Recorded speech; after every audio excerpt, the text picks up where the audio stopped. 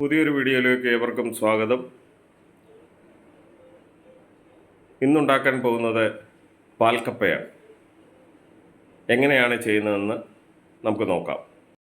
ഒക്കെ പൊളിച്ച് വൃത്തിയാക്കി കൊത്തിയരിഞ്ഞ് സ്റ്റൗ കത്തിച്ച് ചരുവത്തിൽ വെള്ളമൊഴിച്ച് നിങ്ങൾക്ക് വെള്ളമൊഴിച്ച് വേവിക്കുക. ഉപ്പിട്ട് വേവിക്കണേ. കപ്പയ്ക്കകത്ത് ഉപ്പ് ചേർക്കാൻ മറന്നു പോകരുത്. ഏകദേശം വെന്തോ എന്ന് നോക്കാം. നമുക്കൊരു കഷ്ണം എടുത്ത്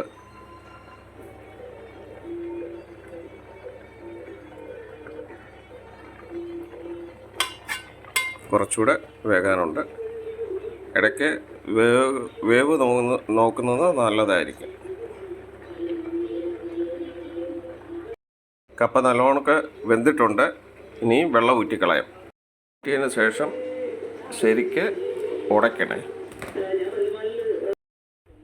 വെന്ത കപ്പ ഉടച്ചതിന് ശേഷം നമ്മൾ ചതച്ച് വെച്ചിരിക്കുന്ന ഒരു 6 ചുവന്നുള്ളി, 2 പച്ചമുളക്, 1 അല്ലി വെളുത്തുള്ളി, ഇത്രയും നമ്മൾ ചതച്ച് വെച്ചിരിക്കുകയാണ്. അത് ഇതിൻ്റെ അകത്തിട്ട് ഇളക്കണം.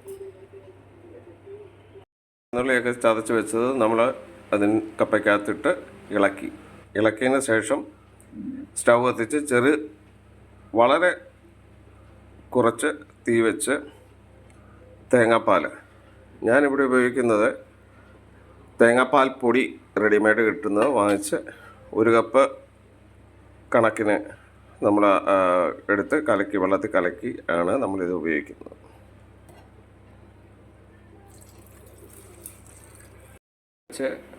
സ്റ്റൗ കത്തിച്ച് വെളിച്ചെണ്ണ ഒഴിച്ച് കടുക്, ചെറിയ ഉള്ളി അരിഞ്ഞത്, വറ്റൽമുളക്, കറിവേപ്പില,